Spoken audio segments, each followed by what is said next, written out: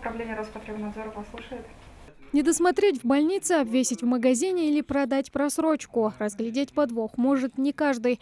А вот защитить себя и того меньше. По статистике, 9 из 10 потребителей не в состоянии отстоять свои права. Поэтому кипа писем и заявлений от возмущенных потребителей услуг в кабинете у Яхьи Шадиева дело уже привычное. Но, как говорят в Роспотребнадзоре, клиент всегда прав. А значит, нужно требовать, чтобы все было по закону. Любую сферу деятельности, где нам предоставляют услуги гражданам, касательно это строительных услуг, там, медицинских, образовательных услуг, продажа товаров, по любым сферам, если вы считаете, что ваши права нарушены, вы можете к нам обратиться, и мы, соответственно, будем реагировать на это. У нас в год бывает 1000 обращений, более 1000 обращений от граждан нашей республики.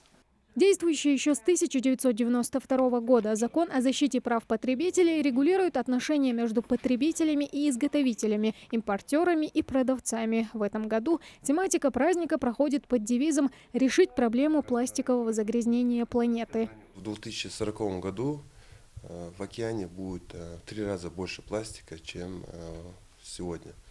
А по другим отчетам в 2050 году говорится, что в море будет больше пластика и в океанах, чем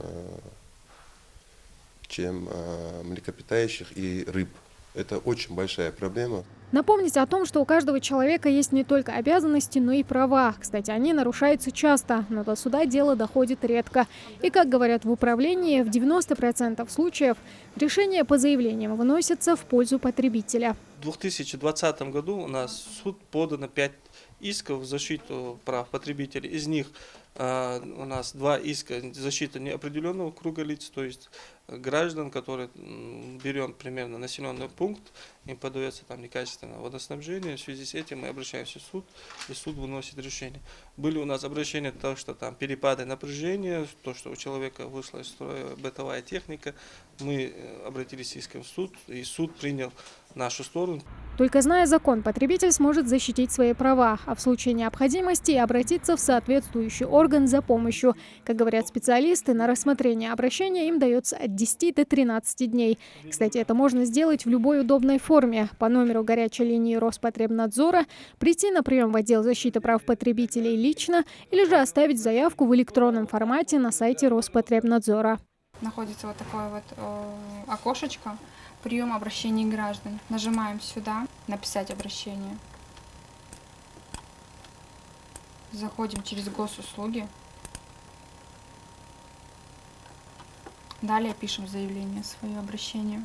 День защиты потребителей отмечается 15 марта, но сотрудники Роспотребнадзора на страже интересов потребителей услуг круглый год. Тамара Хшагульгова, Магомед Белакиев, Новости 24.